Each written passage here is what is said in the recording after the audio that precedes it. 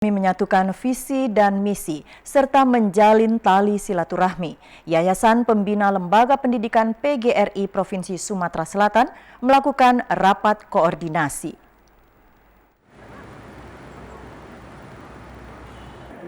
YPLP PGRI Provinsi Sumatera Selatan melakukan kegiatan rakor di Gedung Asrama Haji Palembang.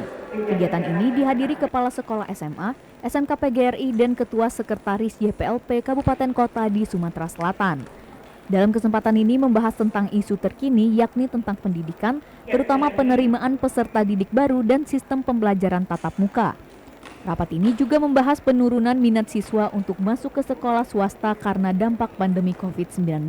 Rakor hari ini adalah pesertanya berjumlah 95 orang yang berasal dari Kepala Sekolah SMA SMK PGRI dan Ketua Sekretaris YPLP Kabupaten Kota.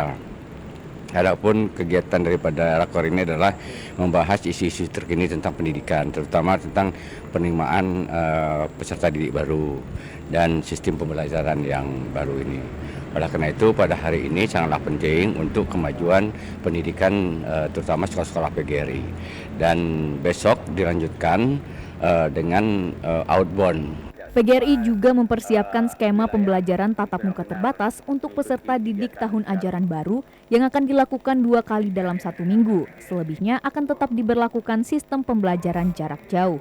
Jadi sesi pertama itu kita batasi jam 7.30 sampai dengan 9.30, 8.30, sesi kedua sampai 10.30, sesi ketiga 10 sampai 12, jam 12. Artinya mereka sangat dikit.